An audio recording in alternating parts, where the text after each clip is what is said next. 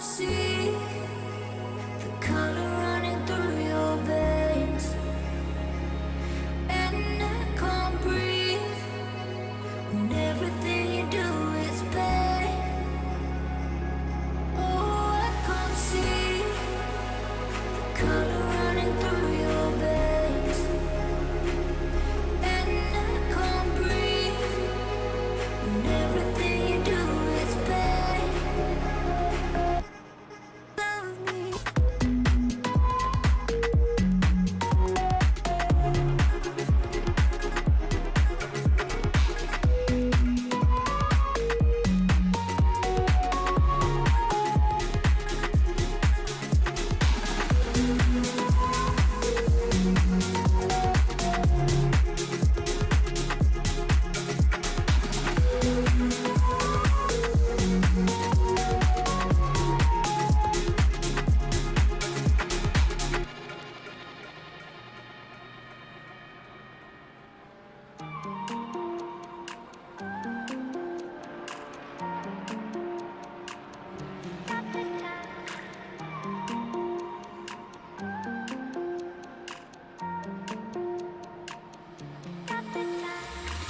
Stop the time, 'cause I wanna freeze this moment, make it mine, hold you close. Now my heart's wide open. When I'm with you, suddenly I feel no pain. Do you make it go away? Do you make it?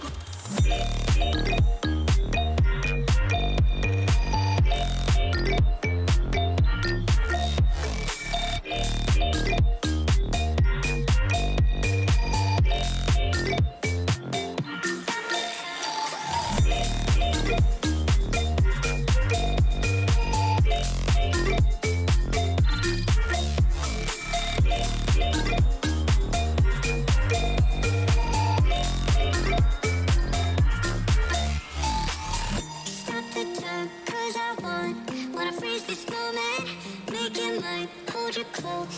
Now my heart's wide open. When I'm with you, suddenly I feel no pain. Do you make it go away? Do you make it? Do you make it go away? Do you make it? Do you make it go away? Do you make it? Do you make it go away? Do you make it go away?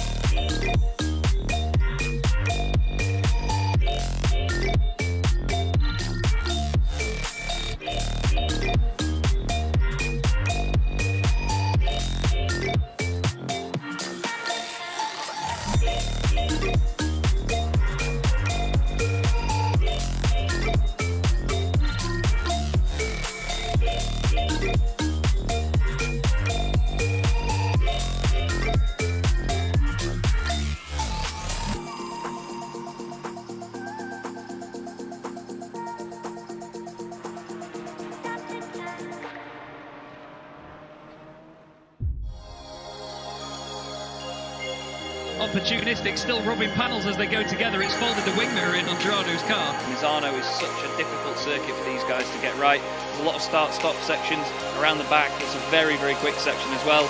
It's a fantastic start from the 23. They're 4 wide there by the look of it.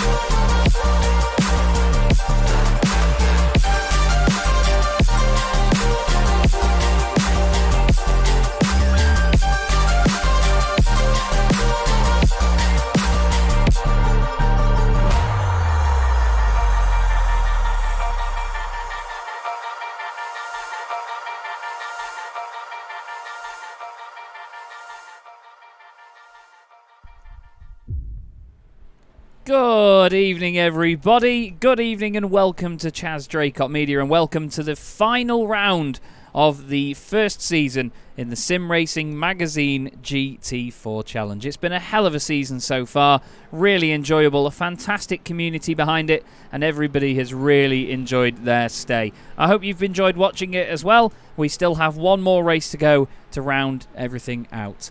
However, the championship is already wrapped up. Simon Povey is confirmed as champion. I'll show you the championship standings as of right now. Simon with 346 points to the 291 of Ed May. Dominic Brennan has jumped up to third in the championship after taking 2 race victories on the trot. He's having a fantastic time at the moment. James Cummings in fourth, with Rob Sharp jumping all the way up to fifth. A couple of race meetings ago, he was 13th. It's still all to play for, though, with those guys. 50 points for a race victory, so you've got plenty of points still on offer in this final race. But the other championship has been settled as well, which is the team's standings. Tall and Taller Motorsport, that is Gary Tall and Simon Povey, have both taken the championship together in that form. So they've rounded it out with a wonderful, wonderful result and a great way to end their first campaign together. The rest of them, though, still close in the midfield. 11/10 Racing Team B, just ahead of A. DBTRS Racing, only 9 points clear of SimSport Racing International as well. So there's plenty to keep your eye on and plenty to watch this evening. We're here at the gorgeous Circuit Barcelona-Catalunya, an amazing place and a circuit I was grateful enough to visit last November. Trust me, in November it's mighty freezing. But it's a great circuit for racing. It's not always provided the best Grand Prix in Formula 1. A lot of them have been actually quite dull, but to be honest with you, this circuit for a lot of other cars is very entertaining indeed. We look at the man that's currently fastest during practice, which is Lewis Ward. It's good to see Lewis back with us again. He's in the Apex Racing Academy. He's been very quick in every round that we've seen him in so far, so it's good to have him back with us once more on the grid. Now, I will apologise in advance for any frame rate stutters that we get this evening. Now, Barcelona-Catalunya is quite the demanding circuit on the sim.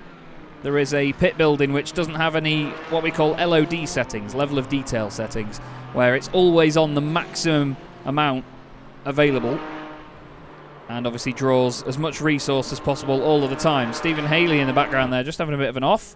He's in the SimSport Racing International Aston Martin. He's been painting the new British touring cars that have come to R Factor 2. As of late, he just completed the Accelerate Hyundais the other day, and I absolutely lost my mind looking at them. James Cummings losing his mind with the final corner there by the look of it in his Porsche. Let's go on board, shall we, and listen to the incredibly loud Porsche 718K with GT4. I've been fortunate enough to ride on board in one of these cars around Donington Park with Charles Clark in the wet. My brother, who's watching tonight, has also been out in the car, and it's a very, well, it's not quite as leery as that, but it's a very leery experience, let me tell you, going out in a GT4 car. They really do dance around and move about quite a lot. Now, we have Ed May out there on track tonight, which is great to see. Ed, unfortunately, had to miss a few rounds previously. He's trying to just hold on to second place in the championship to get that bottle of bubbly. The championship first, second and third place finishers will all receive a bottle of champagne, as well as other prizes being given out. We have medals being sent out to a lot of drivers as well throughout the season, based on being the safest driver or driver of the day, and first, second and third in each race. It's awesome, and Heinz Mayer and Crockery Direct have been amazing in providing them, so we thank them, and Ralph Mayer as well. This is John Roberts in the Ukrainian digital camouflage boosted motorsport Aston Martin. Team Zilla Racing in the chat, as well as Sean Gardner, Matt Alexander, Matt Draycott, Martin Kenyon. Good to see you all, guys. And it is hybrid foot, John. Sean, it is indeed. John has proven to us that he can save fuel while still keeping his ultimate pace, which is very, very impressive. We'll go on board with the Aston Martin, shall we, and listen to it rumble away. Tango in the chat, good to see you as well, mate. Hope you're well. Greetings from Denmark, he says. Listen to that V8 engine. Now, of course, there is a V8 engine missing on the grid, technically, because since the start of the championship, iRacing have not just released this Aston Martin V8 Vantage, but they have also released the Mercedes AMG GT4, which has not been implemented into the championship yet. We're waiting for a bit longer to get that car out there on the track. And when the second season of this championship comes, then we will potentially add it in then when the moment arrives. We've got Gary Tall in another one of the Aston Martins tonight. He was potentially going to run the Porsche for this evening, but he and his teammate Simon have stuck with the Aston Martin in the interests of keeping it fair for everybody. And he's stuck behind the number 23 of Fausto Pinto right now in one of, well, the only BMW on the grid so far, the Petrol Tuga machine. It's a very intriguing looking car, the BM. It looks very evil with that matte black front end and those angry eyes on it. Of course, BMW have started producing the newer version of the M4 as a GT4 car. There's a lot of manufacturers bringing some fantastic bits of kit to the fore at the moment. One of which is the McLaren Artura. If you've not seen that before, then I urge you to have a look. It is stunning. So too is the Lotus Emira GT4. Any fans of GT racing will be completely spoilt next season onwards, as whoa, both of them go very deep into the final corner. Fausto going pretty much fully into the gravel, while Gary Tall just puts a few wheels over to the left-hand side of the curb. Just coming out of the pit lane there, I believe, was Stephen Kershaw. Yes, it was, the privateer in the Martini livery, making his way down into turn 1 now. Currently 14th fastest at the moment, but Lewis Ward over half a second clear of championship hopeful Ed May. I still think it's going to be an interesting evening because there's a number of drivers like Rob Sharp, Stephen Haley, Gary Tall, James Cummings, a number of them that are all up there in the standings, but no Dominic Brennan this evening, which is very intriguing. So the championship within the top 5, within the top 10 could still definitely change.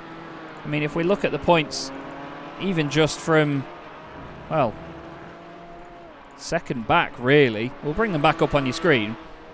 Be good if I click the right thing, wouldn't it? Hey, there you go. So if you look there at Dominic Brennan back to James Cummings, James needs to score 24 points tonight, and to get that, he needs to finish 5th or higher. So as long as he finishes 5th, he could snatch 3rd in the championship. Rob Sharp, unfortunately, cannot. He needs 55 points to get that, to beat Dominic. So really, you've got to think about the battle between Rob Sharp and Gary Tall, who are only 5 points apart there. And we need to keep our eye on James Cummings finishing in 5th or higher. So still plenty to play for. The championship may have been wrapped up in terms of who takes the win, but like I say, it's not over yet. So this blue machine, the number 2 with the big pink bonnet, that is the one in question when it comes to getting a bottle of champagne to end his season. James has been so impressive, I must say. He's been one of my favourite drivers this season, as James Cummings. He got a podium at Daytona in round 3. I think the pressure's got to him now. He's going to pull over at the side of the road. He got a 2nd place at Hockenheim. He was 4th at the Nürburgring. And he's just always been inside the top 5, basically. He didn't start the season too well with a 14th place. As the session comes to an end and all the cars disappear, we will now head into qualifying. But yeah, other than that, James Cummings has always been sort of top 6, top 5, and he's consistently point scoring. He's always qualifying within the top 10 as well. So he's certainly one to watch. Now then, everyone makes their way out of the pit lane. One by one they will filter their way out. That's Paul Goffin just making his way out there in the SRM car. There is Mark Johnson in car 44, the blue Aston Martin. A couple of the cars still sat there. There's Oliver Carwadine. Let's listen to the McLaren as he gets away. It's going to make an epic noise.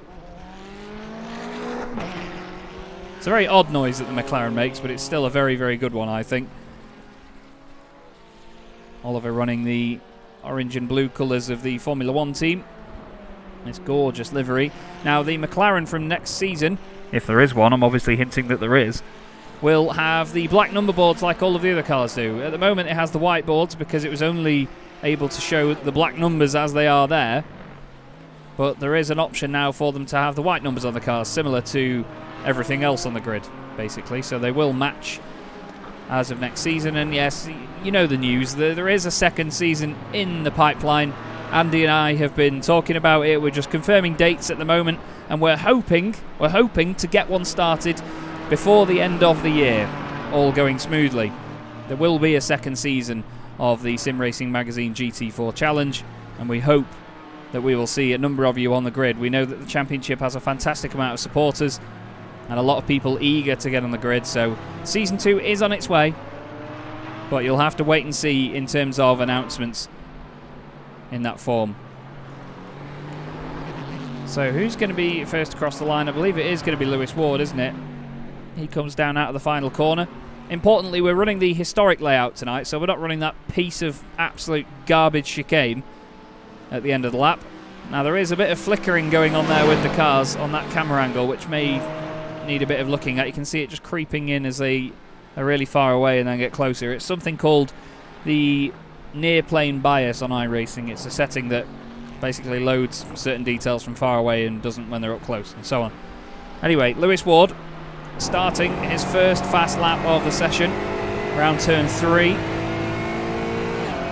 Up through the gears, uses all of the curb on the left hand side. You can get away with it as long as you have 2 wheels still on that curb. Whether that be the right wheels or the left wheels is up to you. Turn 4, look at him balancing the back end of the Aston. And then hard onto the brakes. Turn 5, one of the trickiest corners on this track because it really dips down the hill very smoothly. There's a bit of camber towards the inside of the corner, but then if you clip the chicane, it can really level out the suspension and upset the balance of the car. Back up the hill, mind that sausage curb on the right hand side. You'll see a number of cars bouncing over that this evening. Now we've got a 20-minute qualifying session and then an hour-long race, which will include 2 pit stops. And the sun will set about 40 minutes into the race, so we may be under lights by the time this finishes. This looks very tidy, doesn't it, from Lewis Ward? Really smooth. A little bit understeery there, going up the hill. Look at him just balancing the wheel on the left-hand side of the screen. Great commitment there through the second to last corner into the final corner. Another one that's really tough because the curb has quite a steep angle to it. It can really drag you in, and he goes for the line. What's the initial time going to be for Lewis Ward? A 1:49.328. Good time. A 1:51.3 for Stephen Kershaw. 2 seconds off. Stephen Haley goes second fastest. Stuart Clark crosses the line, but it doesn't look like he's put a solid time in. Paul Goffin goes third fastest. Here's Philip Hopley coming to the line now. Father of Andy Hopley, who's also been running in the championship.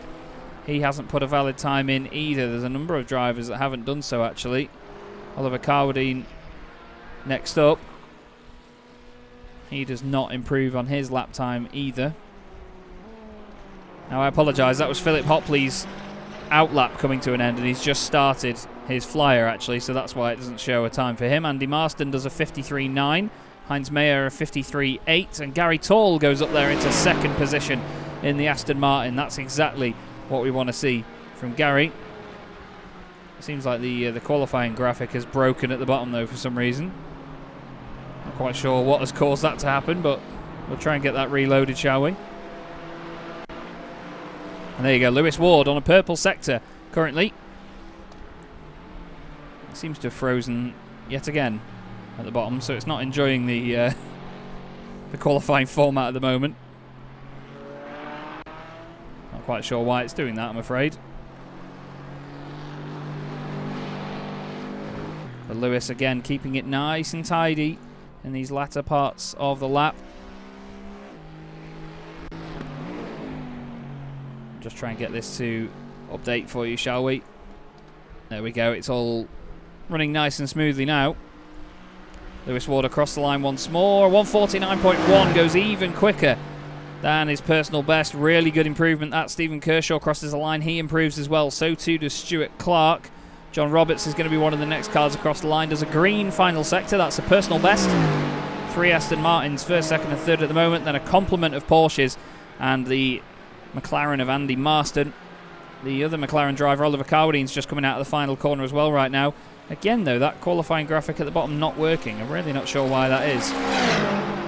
Very noisy McLaren as Oliver crosses the line. But again, he does not improve or set a valid lap time. I'm sorry about this.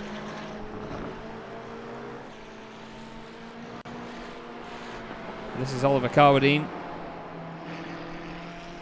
Just making his way around turn 3 now. The McLaren doesn't look like it's too out of shape or too lively, does it? It doesn't really seem to get very crossed up anywhere, but I've heard a lot of things, people saying that the McLaren can be way too much of a handful. James Cummings goes second. Fantastic lap that is, a 150.065. Just beating Gary Tall.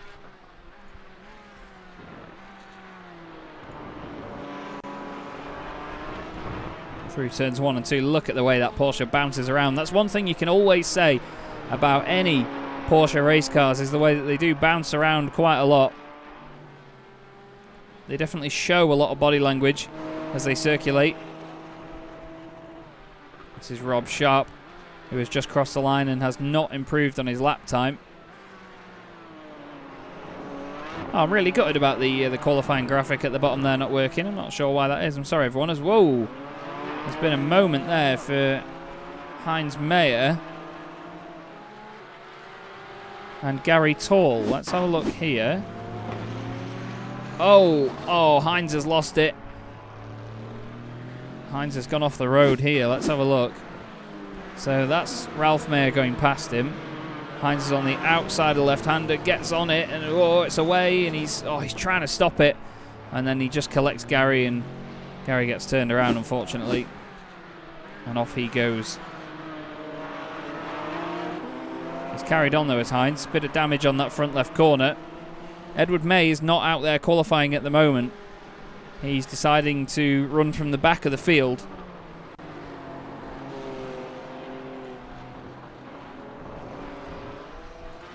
He only needs 5 championship points to secure second in the championship, so he knows that he's got the ability to just score a few, because as long as you're inside the top 20, you can score points in this season.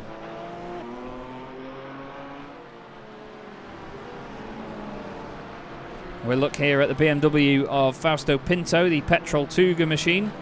Great looking car. We hope to see both the Portuguese drivers back for season 2.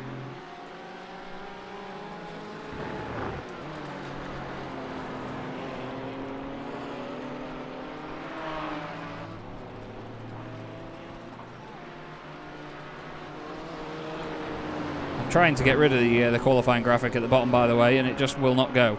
So we're going to get rid of the whole thing. There we go. Fausto and Philip Hopley, the only 2 cars not to have set a time yet, or a valid time anyway. We have 18 cars in the field for this evening. Last time out at Monza, we had 19 cars. The smallest grid we've had this season was 18, and that was back at the Nürburgring near the end of June.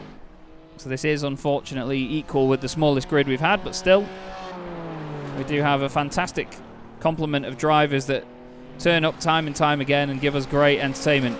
So Stephen Haley is currently second fastest. He's coming around the final corner now.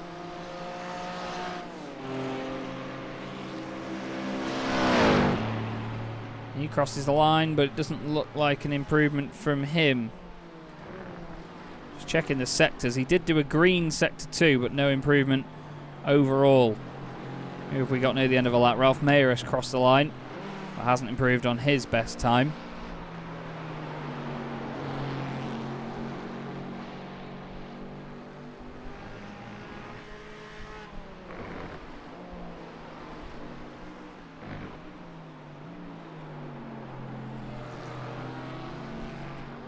Stephen Haley is still trying to push hard, but the first sector is not an improvement. We've got Ryan Penny back out there again tonight as well, which is good to see. I will give you the lap times on the left, whether they are improvements or not. It's a 151.18 for Ryan Penny in the Porsche, number 99. He currently finds himself just hanging on to a top 10 position.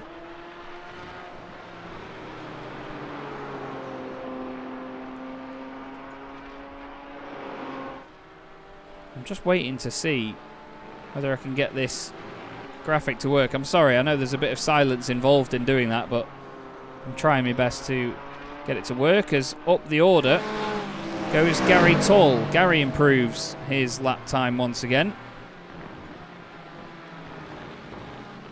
He just over a second slower than the fastest time at the moment.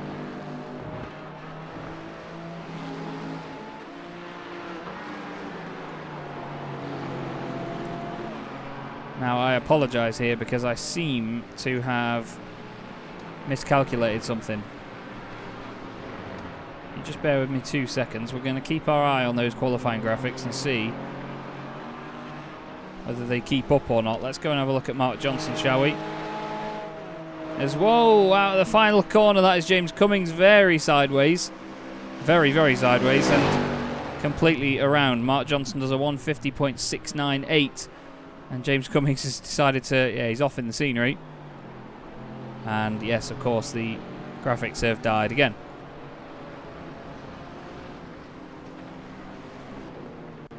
Okay, so it looks like we're going to have to do without that for the rest of the session then. That was Oliver Carwadine off at the side of the road, down the inside of Stephen Haley there. Lewis Ward, by the way, is sat in the pit lane right now. You can just see him there behind Steve Kershaw's car.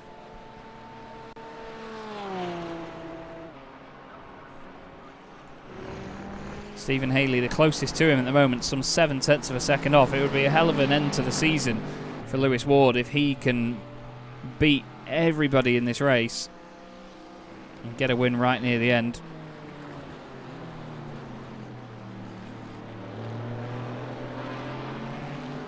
Stephen's just guiding the car around the long sweeping corners at the end of the lap here. It doesn't look like it's that out of shape, but on board it can feel absolutely horrible.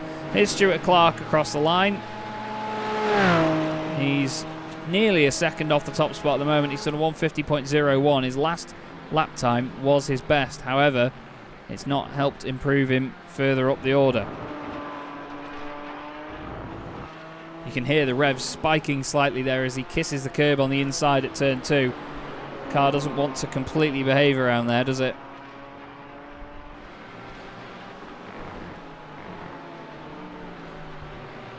Fausto Pinto is now inside the top 10 after overtaking Ryan Penny's lap time. He's done a 151.17, so he's not far ahead of Ryan Penny, only 22 thousandths of a second.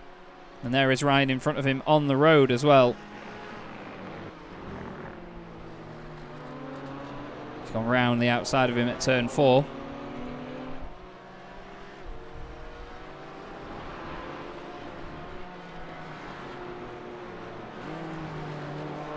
And Philip Hopley has put a time on the board now, so too has Fausto, of course. They were the two drivers earlier that did not have times, while everybody else had at least completed one, as Philip's Porsche steps out slightly there around turn 4. Let's see what it's like through turn 5. Does it give him any grief on the exit of here? Doesn't look like it. No, it looks nice and flat. 5 minutes left to go in this qualifying session then, in the final round of the season. As, oh no, Philip's overdone it through the left-hander. Puts it in the wall and the rear wing pops off it. And that is going back to the pits. Let's have a look at it again. Just as he goes in, clips the curb, and it just unsettles the car, and it's a long, lazy spin for the Porsche.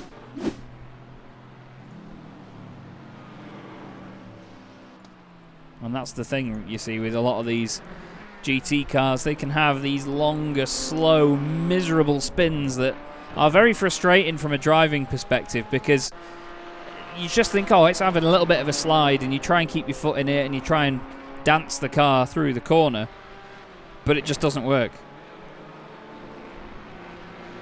It's never that straightforward, is it, either?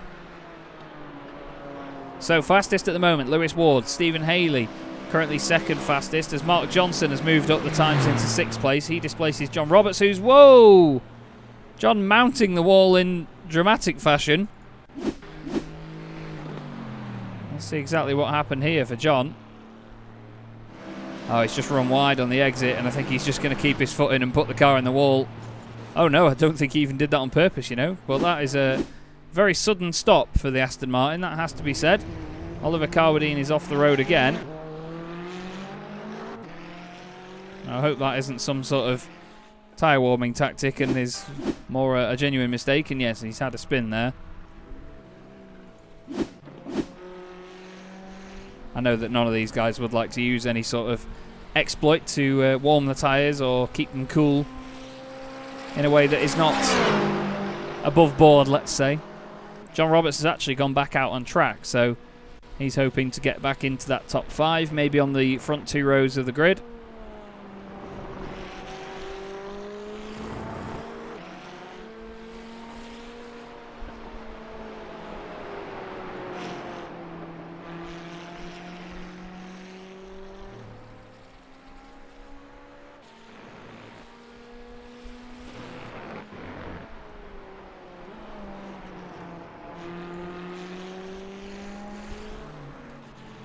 Now we've got the.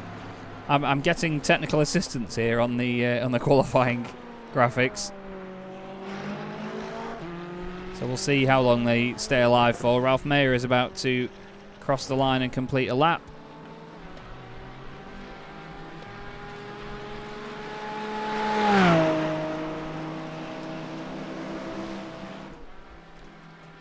And I can tell you that there was no improvement from him. And we've just realised that it's when I change driver, actually, look, it changes whether the graphics work or not. Interesting. Anyway, Stephen Haley still second fastest. A 1:49.80 was his last valid time. James Cummings was fastest on his last time, same with Stuart Clark. Gary Tall in 5th place at the moment. Still not able to improve on what he's already put on the board.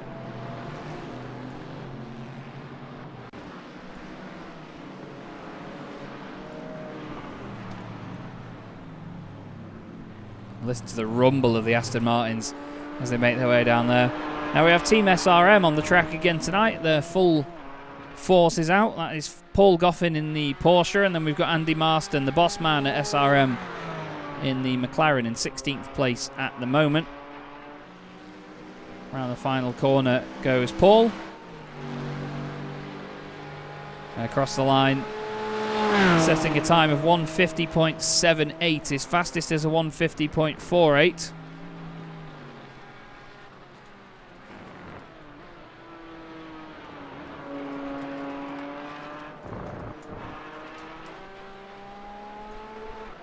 So he's only a few tenths off each time. However, this is going to be his final lap around the circuit. Nearly 2 minutes a lap around Catalunya. It shows you how long a circuit this is. It's incredible in a Formula 1 car that they can do this circuit in such a short amount of time. They make it seem like one of the smaller circuits on the calendar, but it's really not. Lewis Ward, of course, very confident. He's been in the pits for 8.5 minutes. So not long after the halfway point, he has dipped in. Stephen Haley second fastest. James Cummings third. James just needs to finish in that top 5. Let's not forget that. And then between Rob Sharp and Gary Tall, it's very close. As mentioned, Gary needs to just score 5 points more than Rob to jump up into 5th place in the standings. So it's all about the 5ths and the 5s, as Paul Goffin decides that enough is enough. Fausto Pinto is off in the gravel at the end of the session. Ryan Penny continues on a lap. He's done a green sector 1, so he's improved there. Let's see what his time is like through sector 2. He's about to hit the timing beam in just a moment. It's a green sector 2 from Ryan Penny. Can he jump back into the top 10 here? Up the hill he goes, onto the power, short shift up through the gears. Hits the red line, doesn't bother changing up just to change down again. Nice and smooth around the long right-hander. Level it out nicely over the crest. Now this is where all the commitment comes in. Down the hill through the right. A little bit wide of the mark. Oh, that might have invalidated the lap time for Ryan Penny. We'll have to see. Nice and clean around the final corner. Doesn't use any curb. Across the line he goes. Is it going to be an improvement? Let's have a look. It is a 1:51.25 when you round it up for Ryan Penny. So no improvement there. Stephen Haley is going around the last corner to cross the line. Stephen Kershaw has just been through as well. Stephen Haley goes into the pits. So that clearly a lap that he's not too chuffed about. Here's James Cummings. wanting to improve further. Ed May is actually going to get a lap in by the look of it. This is going to be his only lap. It's a one-shot qualifying for Ed May. It's the sort of qualifying we'd see in Formula 1, which has its Belgian Grand Prix tomorrow. James Cummings across the line. Does he improve? He does, and he goes second fastest. Ed May crosses the line, and what does he do? No valid lap time for Ed May, unfortunately. Philip Hopley jumps up into 16th position, but that was a great lap by James Cummings to end the session. You've got to love a bit of that. Right at the death, manages to get a good time sorted, and that will end the session. And Stephen Kershaw's time is not disappearing anywhere. Well, I hope you enjoyed that qualifying session. It was another very busy one, wasn't it? And in just a moment, we will get to the grid, and we will get this race underway at this beautiful and absolutely wonderful circuit, Circuit Barcelona-Catalunya, with the great views off into the distance. We do still have Stephen Kershaw out there on a lap, but I believe that the session is over and has been for too long for him to complete it once more. So, yep, there we go. We get the usual flicker, and before you know it, we will have cars on the grid. So, Lewis Ward takes pole position for the final round of the season. He's ahead of James Cummings on the front row of the grid, car 2P2. Stephen Haley and Stuart Clark make up row 2. That's great qualifying for Stuart. Gary Tall and Mark Johnson, 5th and 6th. John Roberts and Paul Goffin make up row 4. They're followed by Rob Sharp and Oliver Carwadine. Fausto Pinto will line up 11th alongside Ryan Penny, with Stephen Kershaw and Heinz Mayer on row 7. Then it's Ralph Mayer and Philip Hopley on row 8, and then Andrew Marston and Edward May rounding out the back of the field. So there is James Cummings, who will start second on the grid. Popping up next to him any moment now should be Lewis Ward. He's going to appear on the grid in the glorious white, black and green Apex Racing Academy Aston Martin. Only 3 drivers left to take to the grid. Stuart Clark, boop, there he is. Fausto Pinto and Lewis Ward are the last 2. Fausto Pinto has just taken to the grid now, so now we just wait for Lewis. He's keeping everybody waiting. Maybe this is a mind games thing or some sort of tactic. We'll have to wait and see. We start most of the way around the lap here at Catalunya, with only a couple of corners left to go. A flash of the lights from Ryan Penny a bit further down the order. He's going to flash them as much as he wants at Oliver Carwadine and the Mclaren. Philip Hopley just flashing in and out a little bit there near the back of the field. Now, what's Lewis doing here? Is he taking to the grid or not? Because, to be honest, it doesn't look to me like he's going to make it in time. Unless he gets on with it now, but no, he is not. So Lewis Ward will not take to the start, and that means that James Cummings will inherit pole position and, of course, be on the front row of the grid all on his own. So what on earth has gone on there? Very interesting. Not sure if that's some sort of... I don't even know. I don't know what that would be classed as from Lewis Ward. Either way, it's a shame not to have him right up there, because he's certainly an exciting guy to have on the grid. But now, the problem comes with Stephen Haley suddenly becoming the driver in second place, and Stuart Clark, who should be third, is now basically fourth, because he's on the outside here. So it's almost promoted everybody on the inside. Either way, the final round of the first season in the Sim Racing Magazine GT4 Challenge gets underway from Catalunya, and let's let the cars do the talking. Listen to this.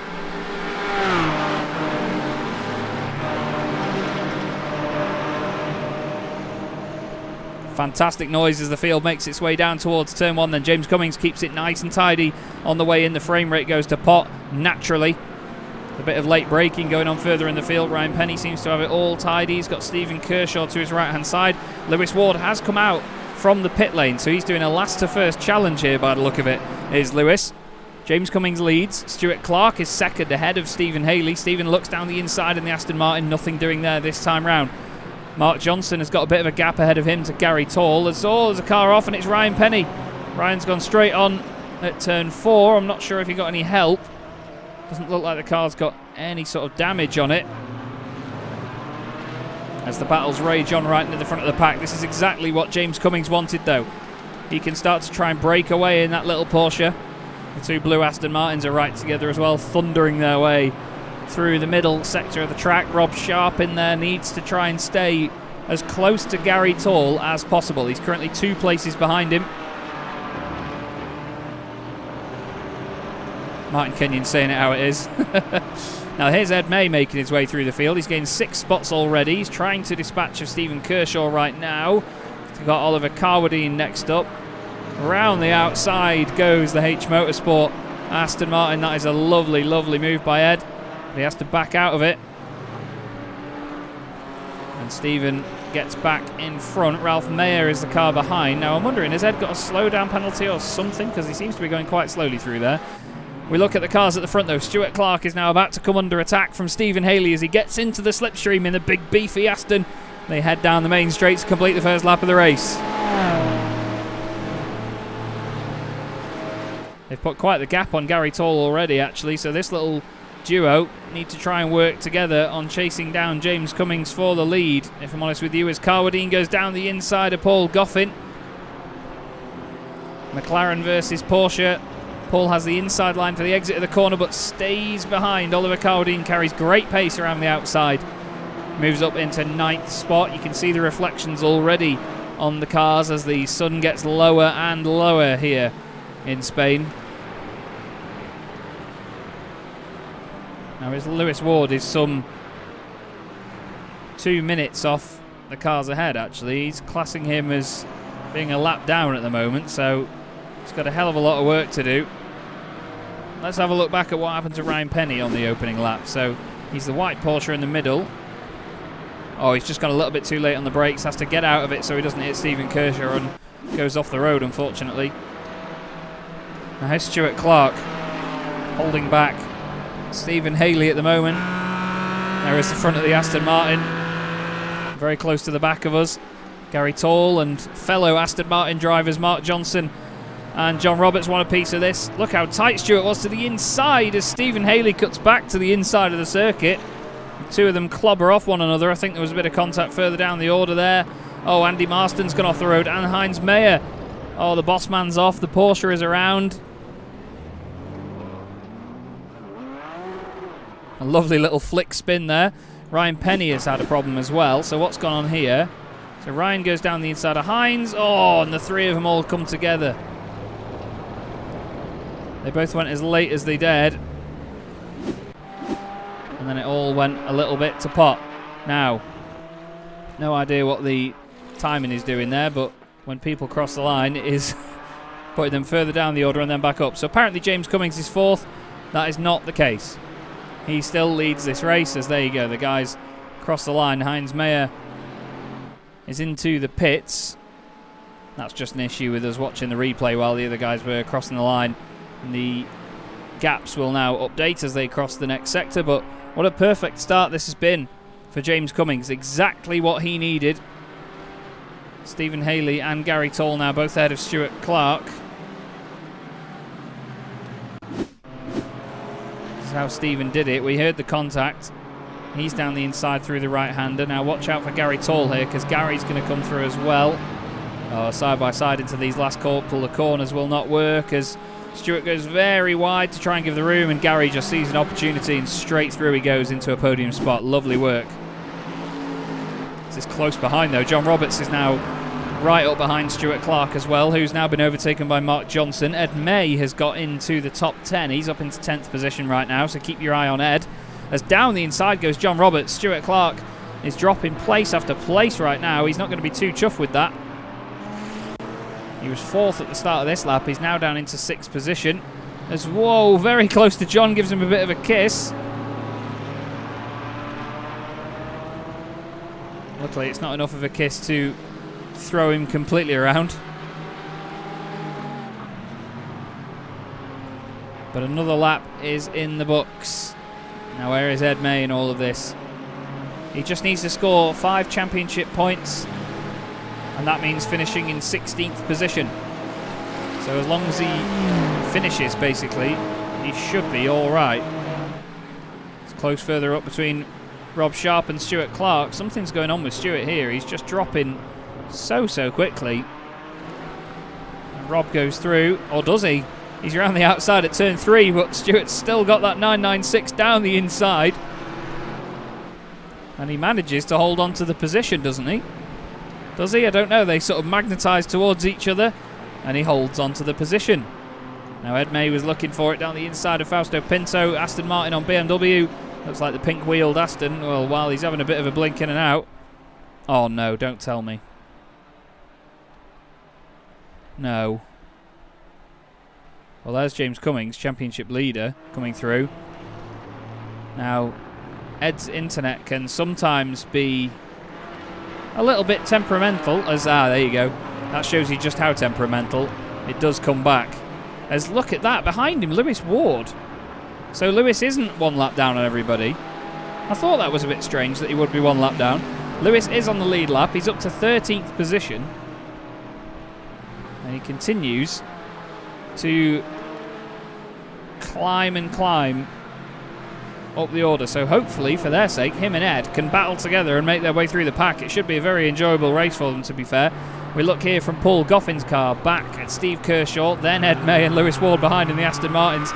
It's quite baby-faced in comparison, isn't it, the Porsche 718? Look at the speed difference there. Paul Goffin down the hill. We'll stay with this and just see what happens behind, because Kershaw runs a little bit wide out of the final corner. Ed May cannot get the run that he would have wanted. And now I know that the 3 of them are going to come very close together here. We'll go and have a quick look at what Ed is doing. He's in the sandwich here. Which one of them is going to pull out the quickest? He moves to the right. Lewis Ward tucks in behind the Porsche, brakes early. Ed goes down the inside, brakes late, and gets it done. That's exactly what he needs, as Lewis Ward now tries to make progress as well at the same time. Lewis using all of his cunning to try and progress. You can see Ed's Star Wars Rebel helmet design. It looks fantastic, like a Rebel snowspeeder pilot. He's already right up to the back of Paul Goffin as well, though, in the other Porsche, and he has to slam on the brakes to not go into the back of him. Lewis Ward has a similar moment as well. It can all get very hairy and very close between all of these cars. Here's Goffin then as we go back up the hill. Look at the Aston, the way that the thing punches off the corner, as Ed has a bit of a blink in and out. Sparks and bits go flying again. Now he's right up behind Paul. Look at that. It's almost like he has to back out to not hit the back of him. Now both of them, I imagine, we're going to see a bit of deja vu here. He goes down the inside of Paul and makes it a bit too much. Stephen Kershaw and Lewis Ward come together. Lewis was down the inside for quite a while. I think Stephen might have just closed the door a little bit. He's now under pressure from Ralph Mayer. It's incredible how quickly these battles go one way then the other, isn't it? You could be defending from somebody or trying to overtake somebody, and then the next moment you're doing the opposite.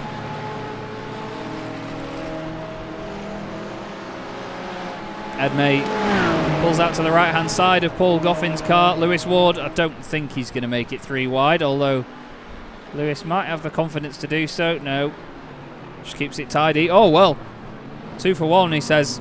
Thank you very much, Paul. Very respectful stuff from Mr. Goffin. He knows that these guys are 2 of the quickest gentlemen in the series.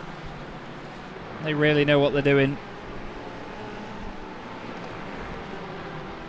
So he just lets them through without any hassle, doesn't want to cause them too much pain, and of course doesn't want to risk any sort of battle that he doesn't really need to take part in. He needs to just run his own race and do what he's doing. So race leader James Cummings is 3.5 seconds clear at the moment. I said he needed to finish inside the top 5 to guarantee a podium spot in the championship. Well, right now he's basically getting more than double the points he needs with this position. This is phenomenal stuff by James. because he would end the championship on 272 points right now. With Dominic Brennan not here for the race this evening, it means that Ed May is basically confirmed as second in the championship, as this 8-wheeled Aston Martin that he and Lewis Ward are sharing makes another place collectively on Fausto Pinto. And they continue to move forward together. Now, two more Aston Martins that are right together are Mark Johnson in 4th place and John Roberts just behind him. They're ahead of Stuart Clark, who has got back past Rob Sharp, actually. Not quite sure where that happened, to be honest with you. Let's have a look here. Oh, he's had him at turn 3. Oh, this was actually a lot earlier, so that was the move earlier, and since then Stuart has stayed ahead of Rob. This is the battle though between the two Astons. Mark Johnson currently in 4th place. It's not what the graphics tell us, is it? Well, isn't that a noisy curb? Flipping heck. That made me jump. Apologies for that. Lewis Ward has actually got ahead of Ed May, you know. The battle rages on now. The two of them side by side. Lewis did it down the start-finish straight and into turns 1 and 2. Drew Fletcher in the chat. Good to see you, mate. Well, there will be a season 2, my friend. So make sure that when you do see announcements about it, you get signed up, and we would love to have you on the grid. Be good to see you out there, my friend. So Lewis Ward is now making ground on Ed May. He's getting away from him. Doesn't mean anything for the championship, to be honest with you. But Lewis needs to prove a point right now in just how quick he is, and I think that was the idea with him starting from the pit lane while everybody else took to the grid as normal. You can see the lighting is getting much, much lower here now. The cars are reflecting the sky, but there's not much reflection in terms of the actual road surface itself. I say that as we go to a very reflective part of the road.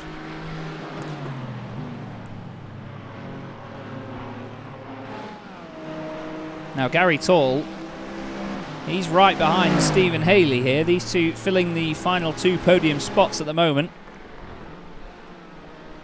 We have 4 Aston Martins inside the top 5. The Aston has really been the car to be in since it became a part of the championship. But of course, as is often the case with iRacing, the newest car to the service is often the quickest to get people to buy it when it comes to championships that allow multiple different makes and models. Well, the Aston has been great to have on board. Certainly an elegant and good sounding car.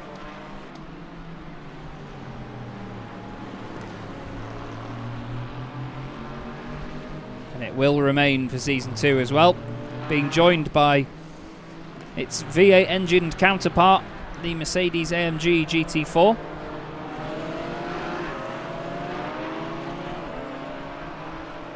Still a big number of Porsches in the field, a lot of the guys coming from the Porsche Club of Great Britain.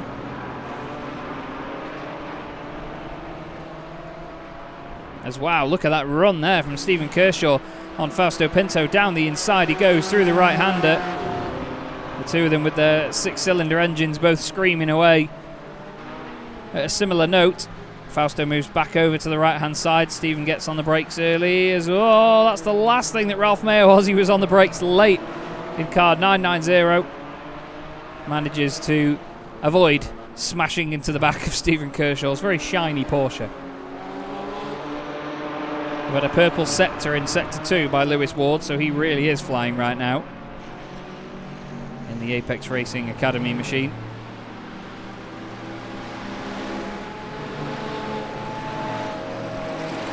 Just going to give the overlay a quick reload, so bear with it, everybody, while it does disappear.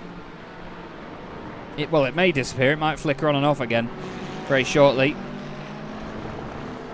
So do bear with it. As the lights come on, the headlights are now on. And everything suddenly gets very, very bright indeed when it comes to the front of these cars. As wow, Lewis is trying hard here to get past Oliver Carwadine. It's not quite working yet, is it?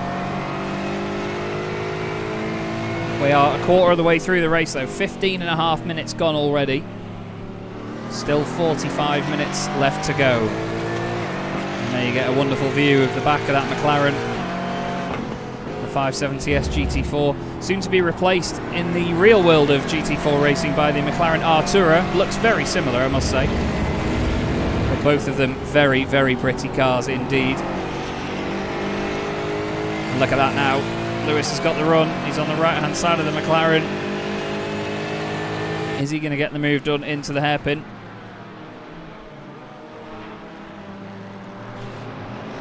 He is not. The track suddenly looks very, very smooth, doesn't it, without all of the reflection passing over it. But you can start to see the headlights lighting up the road ahead of them. Always throws me back to one of the early rounds of the championship at Sebring, when you could see all the cat's eyes in the road at the side of the circuit and all the gorgeous shadows and dark lighting that we had. We finished the race at night and it looked amazing. I think we're going to get the same here. It's going to get darker and darker until we finish the championship completely under lights. But look at the field, still very close together all in all as they make their way down the start finish straight. Lewis Ward goes through into 8th place. There is a quick track map just to show you just about where everybody is at the moment in the field. This is Ralph Mayer and Stephen Kershaw side by side. Ralph tries to get a cut back on him to go around the left, which would be the long, long way around at turn 3. That's not quite going to work round there, Ralph.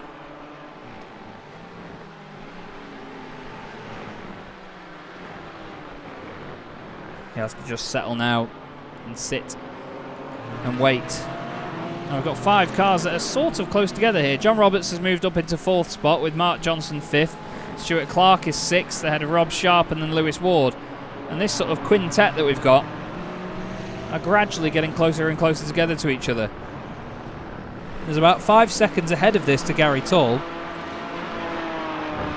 So Gary's not really got anything to worry about right now when it comes to any sort of battling going on. He's lost a bit of ground to Stephen Haley, who holds on to 2nd place. He's about 8.5 tenths clear of Gary right now. But James Cummings is, well, it's James Goings right now.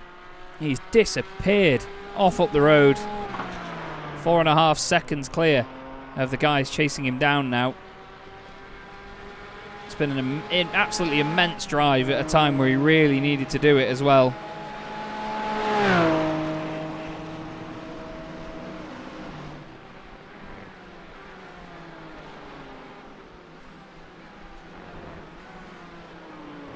Just love watching these cars make their way into the 1st and 2nd corners at this circuit. It's such a challenge, such a hard braking zone.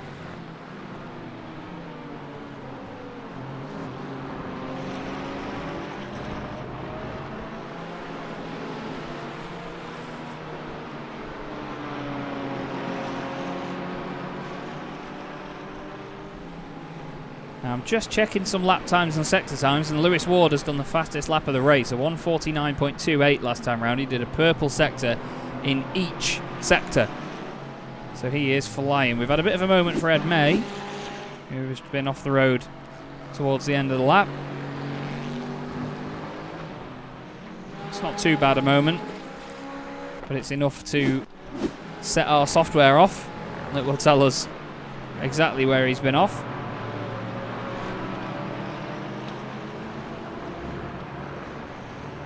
Lewis has been very impressive though, moving up into 7th place already. And the battle starts ahead of him now. Mark Johnson and Stuart Clark side by side. Now keep your eye on Stuart, because he's on the outside line. He needs to try and cut back. No, he can't. He needs to cut back to the inside to stop Lewis getting the car down there, and he's already passed him and he's already gone. It happens so quickly. Lewis puts his nose down the inside of Mark Johnson. Oliver Carwadine has suddenly become a part of this as well in the McLaren. This top five, sorry, just this 5-car fight. Heinz Mayer has just come into the pit lane. I'm not sure if that's the first of his scheduled stops or not, but he's already dropped quite a lot of time on everybody else. Ed May comes into the pits for what I believe is going to be his scheduled stop. This is Mark Johnson side by side with Lewis Ward. Lewis keeps the car all the way over to the right. As Mark nearly turns into the back corner of it, but Lewis had every right to keep the car as he did. It's not like he didn't turn in Rosberg style.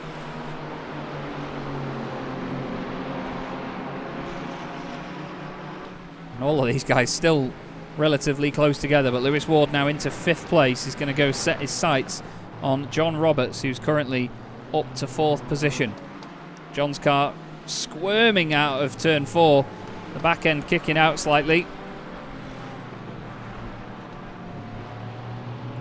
Hello again to everybody that's in the chat, whether you may be watching on YouTube, Twitch or on Facebook. Hope you're all enjoying the show so far. Don't forget there will be a 2nd season of the Sim Racing Magazine GT4 Challenge. Hope you're all enjoying the show.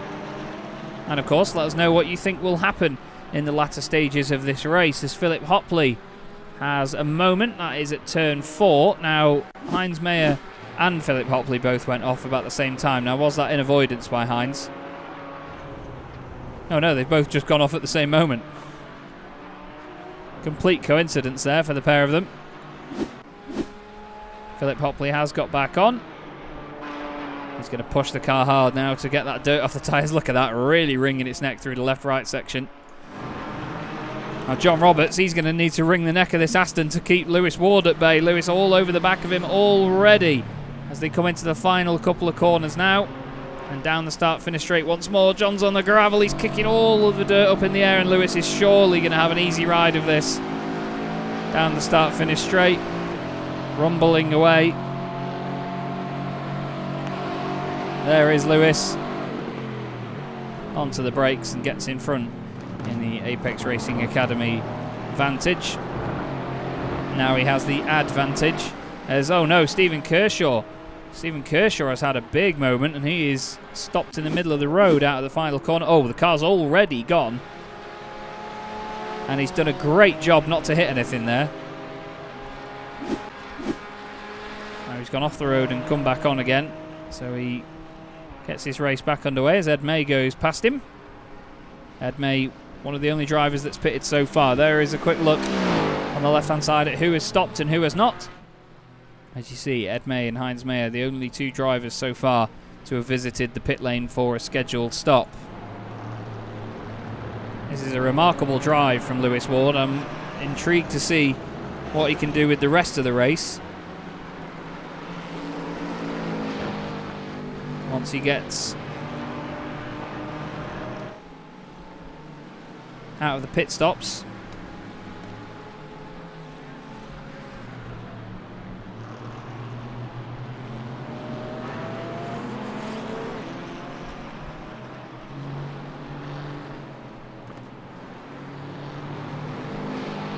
Because the pit stops can shake a lot up in these races. That's the thing. A lot of the drivers forget just how difficult they can be sometimes to get right. You have to stop right on the mark in your pit box.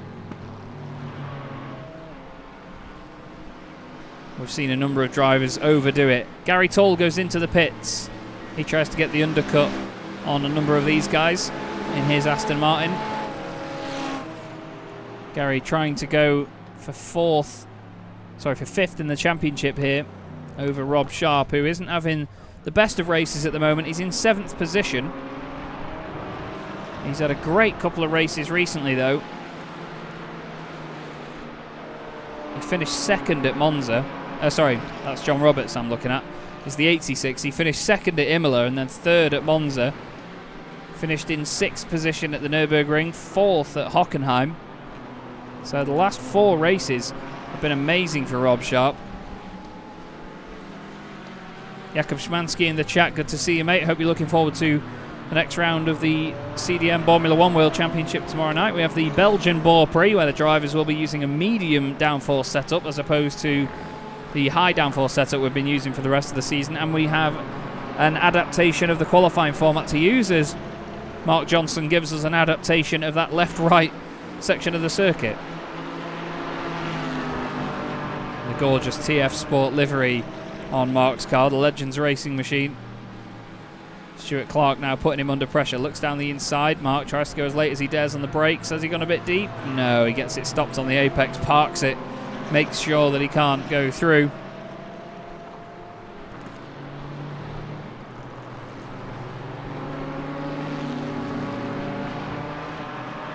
Jakob saying he's dreading Spa. I'm not. I'm looking forward to it. I think it'll be a good laugh. Right, race leader into the pits. So too is Stephen Haley. Lewis Ward also in as well. John Roberts, Mark Johnson, Stuart Clark. Everybody coming in now. So, who have we got that has not pitted? Will they stay out? Paul Goffin is in. Fausto Pinto is in. Ralph Mayer, just about in. Ryan Penny will be the next car through. He is also going to come in. Here is the busy pit lane. And Lewis Ward has gone up on the jacks. That is not what you want to do. You do not want to take tyres. Either that or he's doing it on purpose. But James Cummings is away. Lewis Ward back down off the jacks as he waits for the fuel to go in. And look at that. How on earth has he done that? Lewis Ward goes back out ahead of pretty much everybody. He's ahead of Stephen Haley. He was 5 seconds shorter in the pits. Mark Johnson's done the same. Amazing. Now, Gary Tall had a very long pit stop of 1 minute and 1 second. I think he may have sped in the pits. So Gary, unfortunately, is a long way further down now, and that 5th place in the championship is not looking as potential. Or not looking as promising, I should say. Lewis Ward, though, amazing stuff up to 2nd place. The car behind him is Heinz Mayer. He's a lap down. Stephen Haley is now 3rd. Mark Johnson is up to 4th. Ed May is 5th after the pit stops. That's awesome from Ed. He's another one that was stationary for 20 seconds. There's a lot of them were 24 or 25, but a bunch of these guys in the Aston were only still for 20 seconds. That has really thrown the cat amongst the pigeons. Also means that everybody has now stopped at least once. And that is the lap when they all pitted. So you can see Ed May was 3 laps prior to everybody else. Heinz Mayer was the earliest. And then Gary Tall, Philip Hopley, Stephen Kershaw and Andy Marston all pitted on lap 13. Unlucky for some, you could say. Here's Fausto Pinto, just behind Paul Goffin.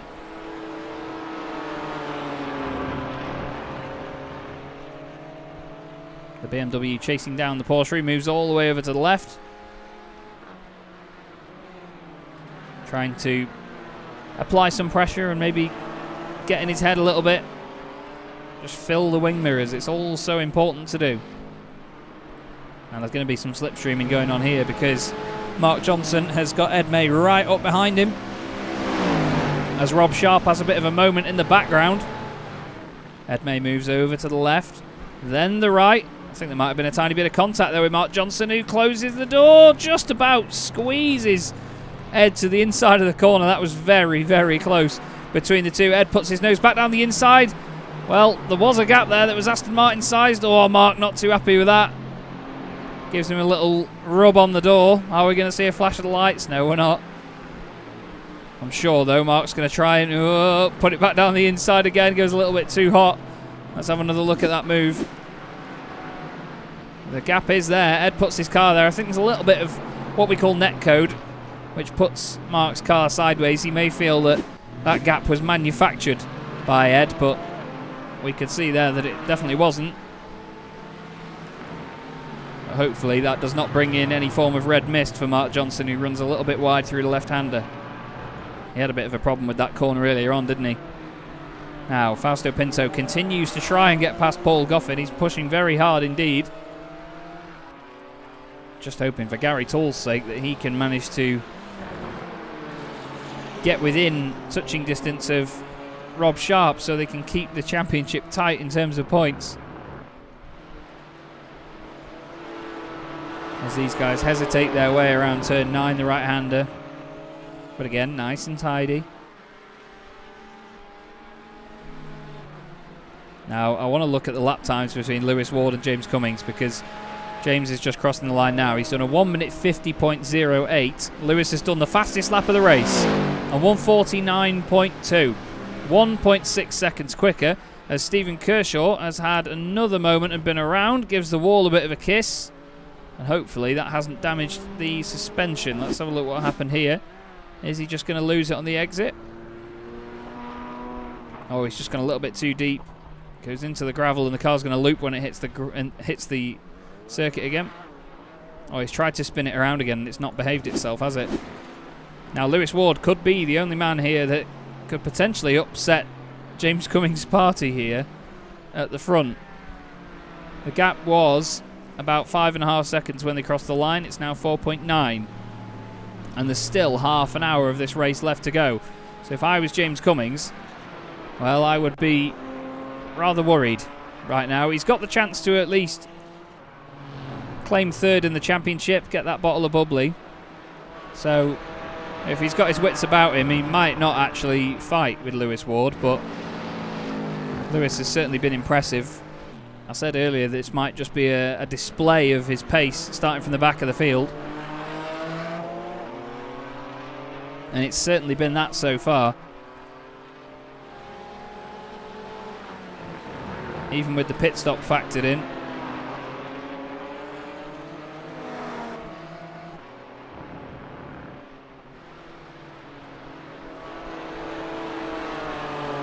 This is Fausto Pinto continuing to put pressure on Paul Goffin.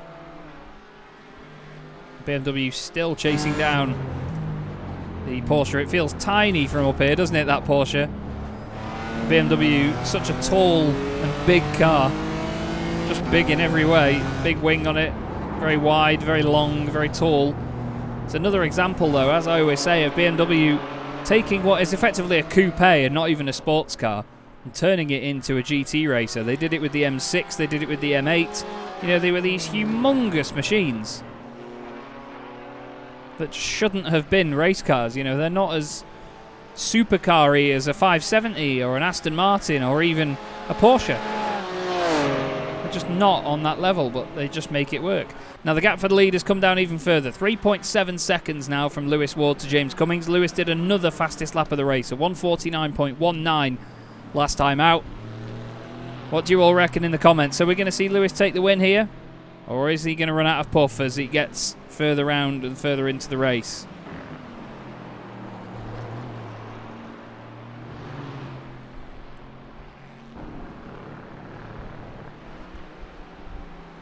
Certainly looks nice and smooth, doesn't it? Looks very, very good. Nice and smooth, nice and tidy.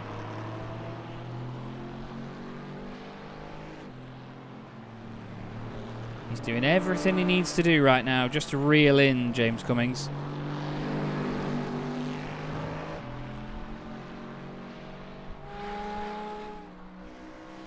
And he's certainly pushing through there, isn't he, though? Look at how much of the road he's using. It's almost millimetre perfect, though, isn't it? With the curb on the inside, curb on the outside. What a run. Let's have a look at the lap times then. 1:49.87 for James Cummings, 1:49.34 for Lewis Ward. So James needs to run like the wind to maintain this gap. Stephen Haley now in third place is under threat from Ed May, who is another driver continuing to make strides forward in the field. The lighting conditions certainly starting to look more and more tidy as we get further into this race. It's going to carry on getting darker now. The sun hasn't officially set for another sort of 6 minutes or so, according to the simulator anyway. Look at this now, Ed May getting very close to the back of Stephen Haley's Aston Martin. The back end of Stephen's car stepping out slightly there as well, a pop and crackle on the downshift. And then back on the power once more as he exits the left-hander.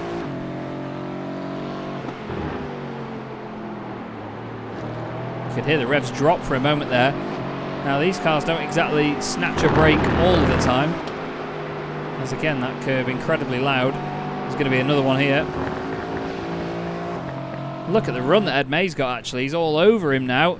Stephen covers the inside line. Ed's going to maybe brake a bit early and go for the switchback on the exit. He tries to cut across. Oh, I think there was a tiny touch, but if there was, it was very minimal, and it was a little bit of a rub more than anything rather than a push. Stephen tries to cover the inside line, but no, he's gone deep, and Ed's done it. Or has he? They're still side by side. Maybe another little bit of a touch there as well. Some sparks. Flash of lights from Stephen, I believe. I don't think there was anything untoward about that, to be honest with you. It's not like he ran him out of room. But Ed May goes through and up into 3rd position. Now at the final corner and across the line now. Is Stephen going to get into the slipstream now of Ed's Aston? They don't really provide a massive amount of slipstream, these cars, so you can see it for yourself there. There's not much in the way of benefit of sitting behind the car in front of you. So Ed May moves up to 3rd. The gap at the front has come down to 2.8 seconds between race leader James Cummings and 2nd place Lewis Ward.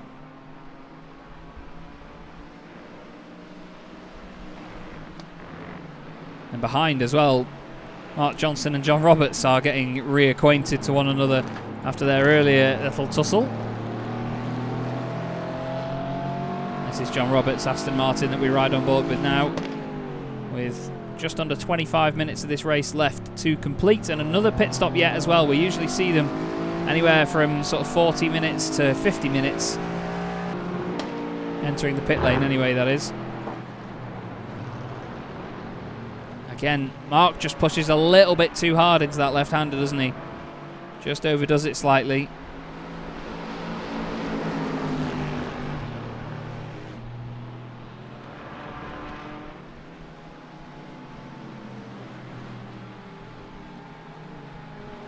John is just clinging to the back of that Aston Martin in front of him now.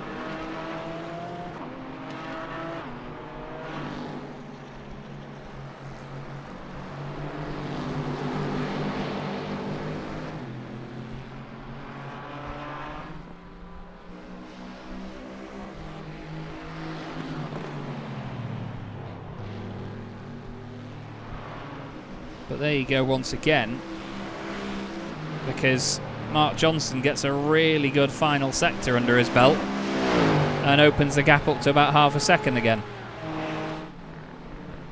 And then John reels him in slightly in the slipstream. Doesn't open up the corner all of the way on the left-hand side.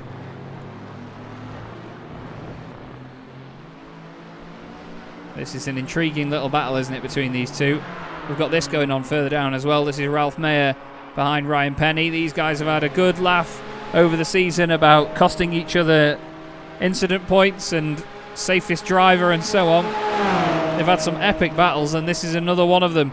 Right together now down the start. Finish straight, they cling together. There's a rub and a touch. What are they doing? Oh my life, you don't need to do it, boys. You don't need to do it. Let's have a look again. Ralph is playing with fire there. I mean, Ryan does start to come over to the right a little bit. Oh, we're very lucky that wasn't a bigger accident, to be honest. Well, we're lucky it wasn't an accident. That was incredibly lucky. Yeah, Ralph was sort of moving around a little bit, and then Ryan just gave it a tiny tap to the right and just closed that gap between the pair of them. That was frightening stuff. So Mark Johnson still ahead of John Roberts. Look at that. The two of them tried to sweep all the way around the corner as John just about nibbling away at the rear corner.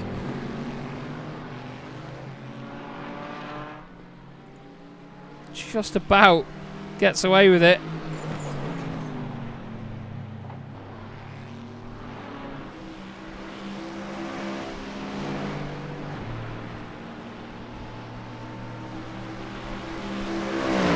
Now, once again, that gap goes up. It's 0.8 of a second between Mark Johnson and John Roberts. Apologies for any silence, by the way. I'm having to try and multitask more than ever this evening with trying to figure out whatever the issue was earlier with the overlay.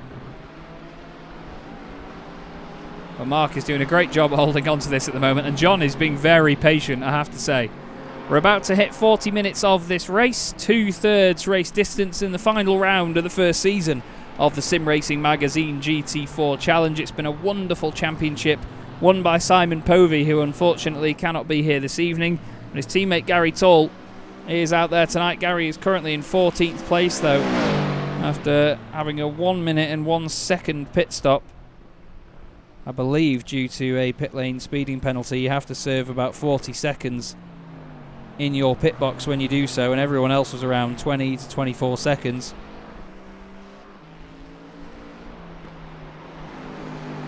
So unfortunately, Gary has fallen foul to that. There's a flash of the lights here, again by Stephen Haley on Ed May. But Ed is just keeping his wits about him. Stays in front once again for now. It'll be a fantastic podium finish for Ed if he can manage that. A great way to round out what's been a glistening season for him. One of the benefits in the Sim Racing Magazine Discord channel, if you want to join us, or the Discord server I should say, is that we have something called the SRM Trophy Cabinet. So whenever you finish on the podium in a race or win a special event or get driver of the day, most places gained and so on at some of our special events, you get not quite a real medal. In some cases you do get a real medal and a certificate, but we also have emoji medals and an entire rundown basically. It's like a hall of fame of what medals everybody has achieved and at what race meeting or what special event. And Ed so far has 3 second places and 3 race wins in just the GT4 Challenge alone. I think our most decorated driver is in fact Simon Povey now that he's won the championship. Mark Baxter-Jones is another one that's right up there. He's won 2 of our special events, our only 2 special events at the moment, Spa-Francorchamps and Alton Park, special event number 2 that we did. And he's also been on each step of the podium in the GT4 Challenge as Mark. Simon Povey with 3 second places, 5 race victories, a safest driver award and driver of the day from Silverstone as well. And of course, the Sim Racing Magazine GT4 title. So let's have a look at the front, shall we? Because this is starting to get more and more spicy right now with only 18 minutes, or 17 and a half if you want to get specific. James Cummings has got Lewis Ward right up behind him. Surely it's not long now until we see the second round of pit stops beginning. And well, as I say that, Lewis Ward dives into the pits and tries the undercut once again. He knows exactly what he wants to do with this strategy, doesn't he? He gets right up behind James, says to him, look, this is where I've got to. We're on equal pegging now. And then he says, right, now you've learned that, I'm going to go and dive into the pits. You go off on your own and do whatever you can manage. And I'm going to be living rent-free in your head, because he really is right now, is Lewis Ward. He's played a fantastic game so far during this race. He's about to make his way out of the pit box and back onto the circuit. There he goes out of the bottom of shot. After a 14.9 second pit stop, Oliver Carwadine is coming down the start-finish straight. Can he be a thorn in Lewis's side, I wonder? He's going to try and go around the outside into turn 1. No, he's nice and respectful about it. Here's Ollie. That few corners, though, that he could have been in front could have slowed Lewis down and made life a bit easier for James Cummings. Now Gary Tall is into the pit lane. Show you just how slow it feels in this pit lane here. 79 kilometers an hour